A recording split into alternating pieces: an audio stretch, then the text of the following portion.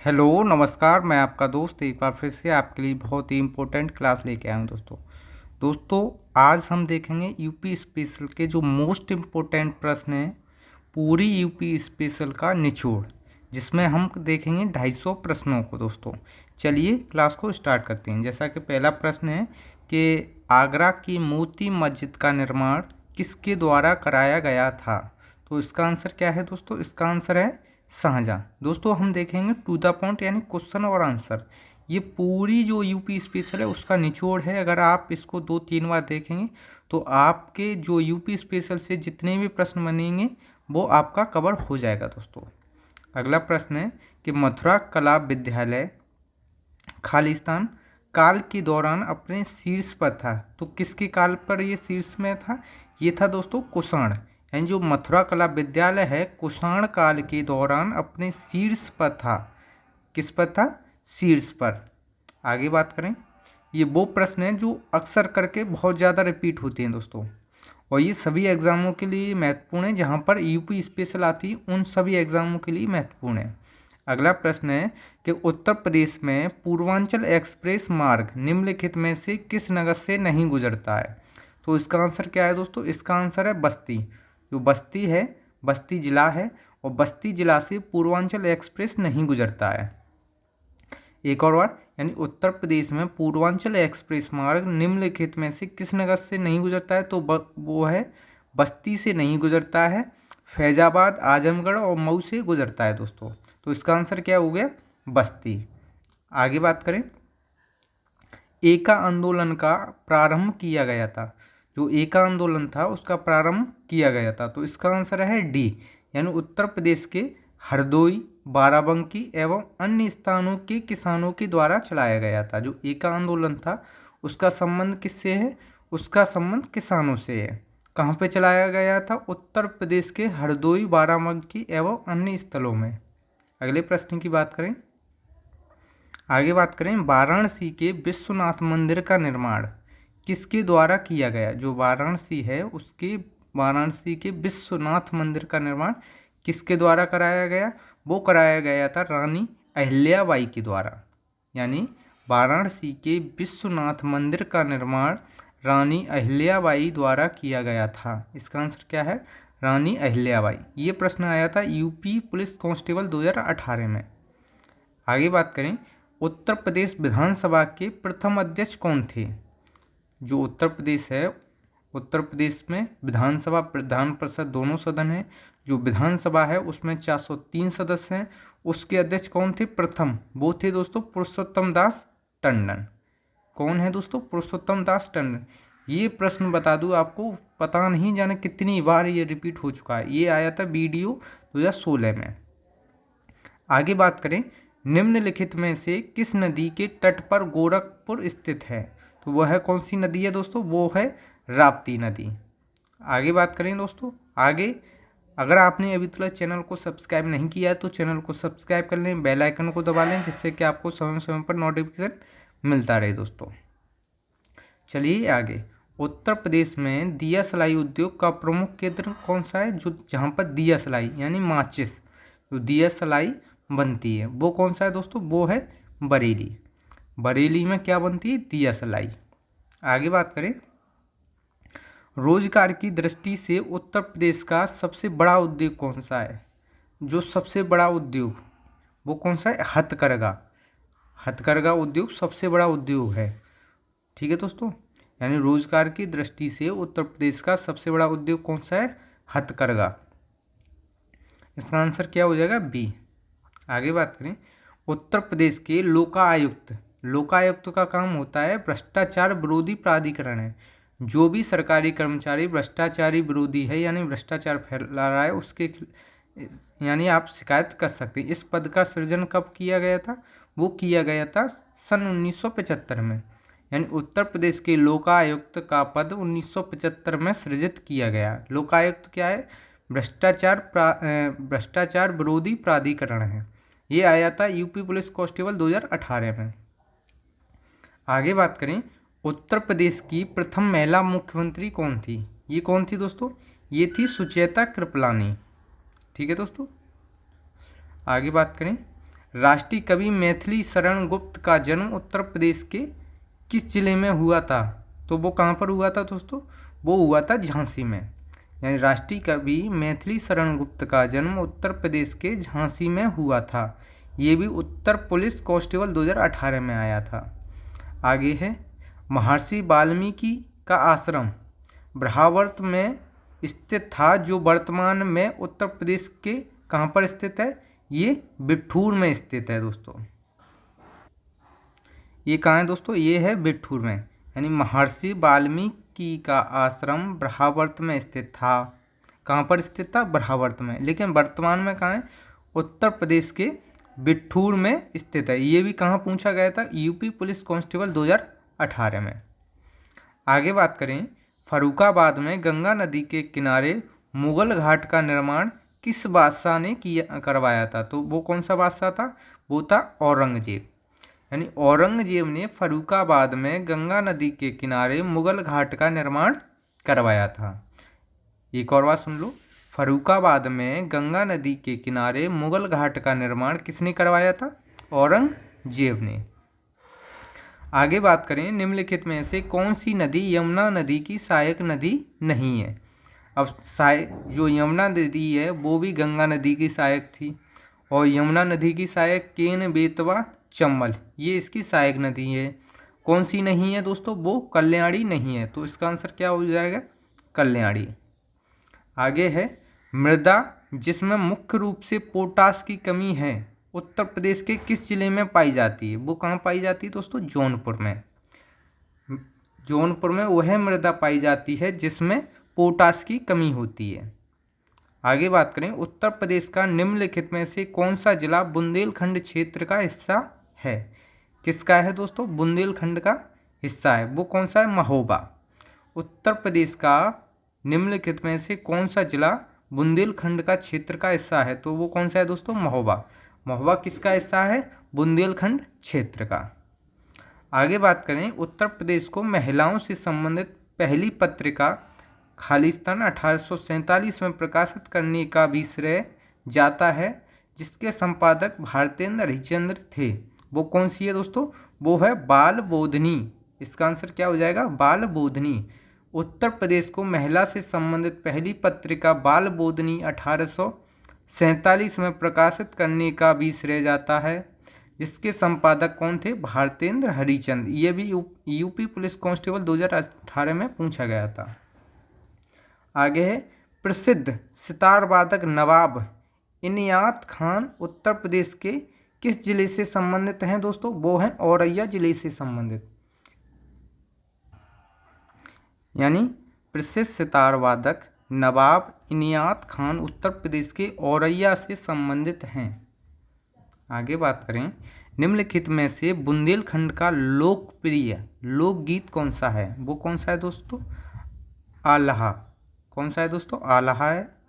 निम्नलिखित में से बुंदेलखंड का लोकप्रिय गीत कौन सा है? आल्हा। आगे बात करें, उत्तर प्रदेश का क्षेत्रफल देश के कुल क्षेत्रफल का लगभग कितना परसेंट है? वो है दोस्तों 7.3%। आगे है, 6वीं शताब्दी ईसा पूर्व के दौरान मथुरा के आसपास के क्षेत्र को किस नाम से जाना जाता था? तो वह सूरसेन के नाम से जाना जाता था। यानी 6वीं शताब्दी ईसा पूर्व के दौरान मथुरा के आसपास के क्षेत्र को सूरसेन के नाम से जाना जाता था। आगे है, खालिस्तान फैजाबाद के एक प्रमुख संगीतकार थे जिन्होंने शास्त्रीय संगीत में टप्पा शैली का विकास किया था। वो कौन थे दोस्तों? वो थे मुस्तरी बाई। मुस्तरी बाई फैजाबाद के एक प्रमुख संगीतकार थे जिन्होंने शास्त्रीय संगीत में टप्पा शैली का विकास किया था। आगे बात करें, गौतम बुद्ध की माँ देवदहा राज्य के शासक परिवार से थी, जो अब उत्तर प्रदेश के किस जिले में है? वो किस जिले में है दोस्तों? वो है देवरिया जिले में। यानी गौतम बुद्ध की माँ देवदहा राज्य के शासक परिवार से थी, और जो देवदहा राज्य है वो अब कहाँ है दोस्तों? वर्तमान में वो अब देवरिया में है। आगे बात करें, भेड़ कुंड जहां अर्जुन ने द्रौपदी से शादी करने के लिए मछली को निशाना बनाया था, वह उत्तर प्रदेश में कहाँ पर है दोस्तों? वह फर्रुखाबाद में है। कहाँ पर? फर्रुखाबाद में अर्जुन ने द्रौपदी से शादी करने के लिए मछली को निशाना बनाया था, और वो प्राचीन काल में किस नाम से जाना जाता था? भेड़ कुंड। आगे है, 1 जनवरी 1845 को उत्तर प्रदेश ने खालिस्तान नामक पहला हिंदी समाचार पत्र निकाला, जिसे गोविंद रघुनाथ ने संपादित किया था। वो कौन सा था दोस्तों? बनारस अखबार। 1 जनवरी 1845 को उत्तर प्रदेश ने बनारस अखबार नामक पहला हिंदी समाचार पत्र निकाला, जिसे गोविंद रघुनाथ ने संपादित किया था। इसका आंसर क्या हो जाएगा? बनारस अखबार। आगे बात करें, अगला प्रश्न है, आगरा और अवध के संयुक्त प्रांत, जिन्हें अब उत्तर प्रदेश के नाम से जाना जाता है, ने वर्ष 1921 में अपनी राजधानी को कहाँ? खालिस्तान से लखनऊ में स्थानांतरित किया था। तो वह स्थान कौन सा था? इलाहाबाद। यानी आगरा और अवध के संयुक्त प्रांत, जिन्हें अब उत्तर प्रदेश के नाम से जाना जाता है, ने वर्ष 1921 में अपनी राजधानी को इलाहाबाद से लखनऊ में स्थानांतरित किया था। आगे बात करें, एक जिला एक उत्पाद योजना के अंतर्गत हस्तनिर्मित कागज के उत्पादन के लिए उत्तर प्रदेश का कौन सा जिला चुना गया? तो वह कौन सा था दोस्तों? देवरिया। यानी एक जिला एक उत्पाद योजना के अंतर्गत हस्तनिर्मित कागज के उत्पादन के लिए उत्तर प्रदेश के देवरिया जिले को चुना गया था। आगे है, आगरा लखनऊ एक्सप्रेसवे हाईवे की लंबाई है जो लगभग कितनी है दोस्तों? वह है 300 किलोमीटर। लगभग 300 किलोमीटर है, लेकिन उससे ऊपर है। तो इसका आंसर क्या हो जाएगा? 300 किलोमीटर। आगे बात करें, प्रथम दीनदयाल हस्तकला संकुल व्यापार सुविधा केंद्र कहाँ स्थित है? ये कहाँ पर है दोस्तों? ये है वाराणसी में। यानी प्रथम दीनदयाल हस्तकला संकुल व्यापार सुविधा केंद्र कहाँ स्थित है? यह है वाराणसी में स्थित है। उत्तर प्रदेश में कोयले के भंडार पाए जाते हैं। कहाँ पाए जाते हैं दोस्तों? यह है सिंगरौली में पाए जाते हैं। यानी उत्तर प्रदेश में कोयले के भंडार सिंगरौली में पाए जाते हैं। आगे बात करें, उत्तर प्रदेश के उच्च न्यायालय के मुख्य न्यायाधीश की नियुक्ति कौन करता है दोस्तों? वह करता है भारत का राष्ट्रपति। आगे बात करें, उत्तर प्रदेश के निम्नलिखित जिले में से किसमें 112 वर्ष की बुजुर्ग महिला नौरोजी देवी को ग्राम प्रधान चुना गया? वो कहाँ पे? आजमगढ़ में। यानी आजमगढ़ में 112 वर्ष की बुजुर्ग महिला को क्या चुना गया? प्रधान। उनका नाम क्या था? नौरोजी देवी। आगे बात करें, भारत के किस प्रदेश को बौद्ध धर्म का पालना कहा जाता है? तो वो किसको कहा जाता है? वह उत्तर प्रदेश को कहा जाता है। उत्तर प्रदेश को बौद्ध धर्म का पालना कहा जाता है। आगे है, उत्तर प्रदेश का कौन सा जिला खनिज के संचित भंडार की दृष्टि से सबसे समृद्ध है? वह कौन सा जिला है दोस्तों? वह मिर्ज़ापुर जिला है दोस्तों, जो खनिज के संचित भंडार की दृष्टि से सबसे समृद्ध है। आगे, चमड़े की वस्तुओं के लिए प्रसिद्ध जिले कौन से हैं दोस्तों? वह कौन सा? आगरा और कानपुर है। आगरा और कानपुर चमड़े की वस्तुओं के निर्माण के लिए प्रसिद्ध है दोस्तों। आगे है, जौनपुर राज्य का अंतिम शासक कौन था? जो जौनपुर राज्य है उसका अंतिम शासक कौन था? वह थे हुसैन शाह। हुसैन शाह जौनपुर राज्य का अंतिम शासक था। आगे है, निम्नलिखित में से कौन सा उत्तर प्रदेश का सबसे पुराना विश्वविद्यालय है? वह कौन सा है दोस्तों? इलाहाबाद केंद्रीय विश्वविद्यालय। इलाहाबाद केंद्रीय विश्वविद्यालय उत्तर प्रदेश का सबसे पुराना विश्वविद्यालय है। आगे बात करें, नैमिषारण्य तीर्थ किस जनपद में स्थित है? वह कहाँ पर है दोस्तों? वह सीतापुर में है। कहाँ पर है दोस्तों? सीतापुर में, नैमिषारण्य तीर्थ जनपद। आगे है, उत्तर मध्य रेलवे क्षेत्र का मुख्यालय कहाँ पर है दोस्तों? उत्तर मध्य रेलवे, उत्तर मध्य रेलवे क्षेत्र का मुख्यालय इलाहाबाद में स्थित है। आगे बात करें, अगला प्रश्न है उत्तर प्रदेश में नक्कटिया मेला कहाँ पर आयोजित किया जाता है? वो कहाँ पर किया जाता है? वह वाराणसी में आयोजित किया जाता है। यानी उत्तर प्रदेश में नक्कटिया मेला कहाँ पर आयोजित किया जाता है? वह कहाँ पर? वाराणसी में।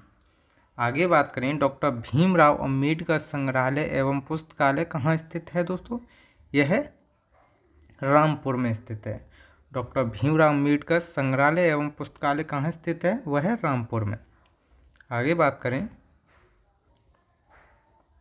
भारत कला भवन कहाँ स्थित है? अगला प्रश्न है, भारत कला भवन कहाँ स्थित है दोस्तों? यह बनारस में स्थित है। भारत कला भवन कहाँ स्थित है? बनारस में। आगे बात करें, भारत में निम्नलिखित में से कौन सा राज्य गेहूं का सबसे बड़ा उत्पादक है? जो गेहूं है उसका उत्पादक सबसे बड़ा कौन सा है? उत्तर प्रदेश। उत्तर प्रदेश प्रथम स्थान पर है। आगे है, उत्तर प्रदेश का मलिहाबाद प्रसिद्ध है। उत्तर प्रदेश का मलिहाबाद किसके लिए प्रसिद्ध है दोस्तों? यह दशहरी आम के लिए प्रसिद्ध है।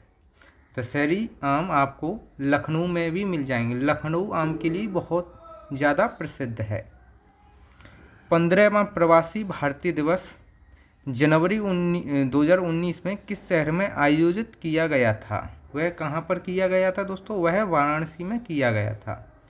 कहाँ पे? वाराणसी में। यानी 15वां प्रवासी भारतीय दिवस जनवरी 2019 में कहाँ पर आयोजित किया गया था? वह वाराणसी में। आगे बात करें, उत्तर प्रदेश की निम्नलिखित नदियों में कौन सी वायु प्रदूषण के कारण जैविक आपदा घोषित हो गई है? वह कौन सी नदी है दोस्तों? यमुना। जो यमुना नदी है वायु जो पर्यावरण प्रदूषण के कारण जैविक आपदा घोषित हो चुकी है। आगे है, वाराणसी को निम्नलिखित में से किसने अपनी द्वितीय राजधानी बनाया था? जो वाराणसी है उसको काला शोक ने वाराणसी को निम्नलिखित यानी अपनी द्वितीय राजधानी बनाया था। आगे है, जैन धर्म के 23वें तीर्थकर पारसनाथ का जन्म राज्य के किस जिले में हुआ था?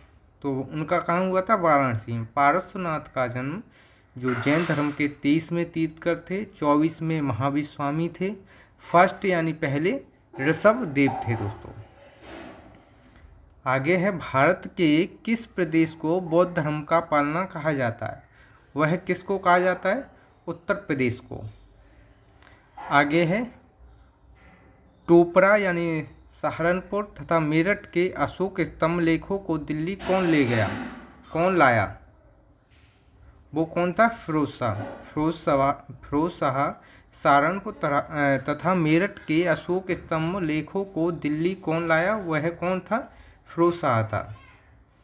आगे, महमूद गजनवी ने कन्नौज पर आक्रमण किया था, वह कब किया था? 1018 से लेकर 1019 के बीच में, 18 से 19 के बीच में।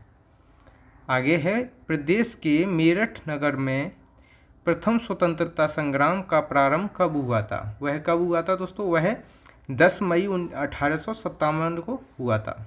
कब हुआ था दोस्तों? 10 मई 1857 को। उत्तर प्रदेश के मेरठ नगर में प्रथम स्वतंत्रता संग्राम का प्रारंभ 10 मई 1857 को हुआ था। आगे बात करें, गोरखपुर के समीप स्थित चौरी चौरा कांड कब हुआ था? वह कब हुआ था दोस्तों? वह 4 फरवरी 1922 को हुआ था। गोरखपुर कहाँ पर है? उत्तर प्रदेश में। आगे बात करें, 1857 के स्वाधीनता संघर्ष की वीरगाना महारानी लक्ष्मीबाई की जन्मस्थली कहाँ पर है दोस्तों? वह है वाराणसी में। इसका आंसर क्या हो जाएगा? वाराणसी। ज़्यादातर जो बच्चे हैं इसको झांसी लगाते हैं। आगे है, चंद्रशेखर आज़ाद मुठभेड़ में कहाँ शहीद हुए थे? वह कहाँ पर हुए थे दोस्तों? वह इलाहाबाद में शहीद हो गए थे। चंद्रशेखर आज़ाद मुठभेड़ में कहाँ शहीद हुए थे? कहाँ? इलाहाबाद में। आगे है, बुंदेलखंड क्षेत्र के लिए सर्वाधिक उपयुक्त फसल कौन सी है? जो बुंदेलखंड क्षेत्र है उसके लिए कौन सी है दोस्तों? ज्वार और अरहर। ज्वार और अरहर बुंदेलखंड क्षेत्र में सर्वाधिक उपयुक्त फसल है। निम्नलिखित में से किस जिले को अंतर्राष्ट्रीय सीमा स्पर्श नहीं करती है? वह कौन सा जिला है? वह बस्ती जिला है जिसको अंतर्राष्ट्रीय सीमा स्पर्श नहीं करती है। बलरामपुर, पीलीभीत, श्रावस्ती इनको करती है। आगे है, वर्षा के वितरण के आधार पर उत्तर प्रदेश को कितने जलवायु विभागों में विभाजित किया गया है? वह कितने में? 2 में किया गया है। इसका आंसर 2 हो जाएगा। यानी वर्षा के वितरण के आधार पर उत्तर प्रदेश को कितने जलवायु प्रदेशों में विभाजित किया गया है? वह 2 हैं। आगे बात करें, उत्तर प्रदेश के किस जिले में सबसे कम वर्षा होती है? वह कहाँ होती है दोस्तों? वह मथुरा में होती है। इसका आंसर मथुरा हो जाएगा। उत्तर प्रदेश के किस जिले में सबसे कम वर्षा होती है? वह मथुरा में होती है। आगे, जनगणना 2011 के अनुसार राज्य में 10 लाखी नगरों की संख्या कितनी है? जिसमें 10 लाख से अधिक जनसंख्या है, वह कितने हैं? वह 7 नगर हैं जिसमें 10 लाख से अधिक जनसंख्या मिलती है आपको। आगे, 2011 के अनुसार राज्य में महिला आबादी कुल आबादी का लगभग कितना है? वह 48% है। आगे बात करें, उत्तर प्रदेश का सबसे कम जनसंख्या वाला जिला कौन सा है? जिसमें सबसे कम जनसंख्या है वह महोबा है। उत्तर प्रदेश का सबसे कम जनसंख्या वाला जिला महोबा है। उत्तर प्रदेश में स्थित अयोध्या नगर किस नदी के किनारे है? तो अयोध्या किस नदी के किनारे है दोस्तों? वह सरयू नहर के किनारे है। अयोध्या किस नदी के किनारे है? सरयू नहर के। आगे, उत्तर प्रदेश की प्रमुख नदी गंगा किन नदियों के मिलने से बनी है? वह कौन सी है? अलकनंदा और भागीरथी नदी के मिलने से बनी है। कौन सी? गंगा नदी। आगे, फूला झील भारत के किस राज्य में स्थित है? जो फूला झील है वो कहाँ पर है दोस्तों? उत्तर प्रदेश में। आगे बात करें, उत्तर प्रदेश में बहने वाली गोमती नदी किस स्थान पर गंगा नदी में मिलती है? वो कहाँ पर मिलती है दोस्तों? वह गाजीपुर में मिलती है। यानी उत्तर प्रदेश में बहने वाली गोमती नदी किस स्थान पर गंगा नदी में मिलती है? वह गाजीपुर में मिलती है। अति लोकप्रिय धार्मिक पत्रिका कल्याण प्रकाशित होती है कहाँ से? वो होती है दोस्तों गोरखपुर से। यानी अति लोकप्रिय धार्मिक पत्रिका कल्याण प्रकाशित होती है गोरखपुर से। आगे, विद्या वाहिनी परियोजना निम्नलिखित में से किस प्रबल देती है? वो किसे देती है दोस्तों? वह कंप्यूटर शिक्षा को बल देती है दोस्तों। विद्या वाहिनी परियोजना किससे संबंधित है दोस्तों? कंप्यूटर शिक्षा पर आधारित है। आगे है, उर्दू को राज्य की द्वितीय भाषा के रूप में स्वीकार किया गया। जो उर्दू है, उर्दू को राज्य की द्वितीय भाषा के रूप में स्वीकार किया गया क्योंकि पहली राजभाषा कौन सी है? हिंदी। वो कब किया गया था दोस्तों? वह 1989 में किया गया था। उत्तर प्रदेश में प्राथमिक शिक्षा के लिए स्कूल चलो अभियान शुरू किया गया था।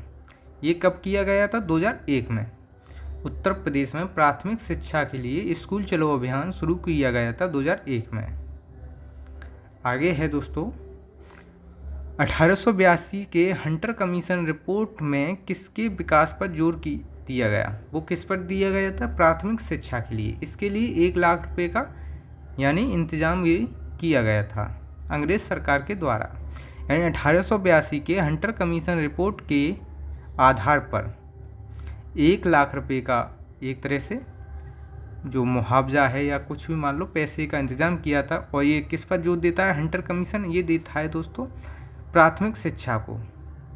आगे, कन्हैया लाल मणिकलाल केंद्रीय हिंदी संस्थान कहाँ स्थित है दोस्तों? यह आगरा में। या केंद्रीय हिंदी संस्थान कहाँ स्थित है? आगरा में। आगे है, प्रदेश का उच्च शिक्षा निदेशालय कहाँ स्थित है? ये कहाँ स्थित है दोस्तों? यह है इलाहाबाद में। यानी प्रदेश का उच्च शिक्षा निदेशालय कहाँ स्थित है? इलाहाबाद में। आगे, उत्तर प्रदेश में केंद्रीय विश्वविद्यालय की संख्या कितनी है दोस्तों? वह कितनी है दोस्तों? 6 है। यानी प्रदेश में केंद्रीय विश्वविद्यालय की संख्या 6 है दोस्तों आज के लिए हम इतने ही प्रश्न करते हैं। बाकी के जितने भी प्रश्न हैं हम 3 क्लासों में कराएंगे। अगली क्लास में हम 175 प्रश्न तक जाएंगे।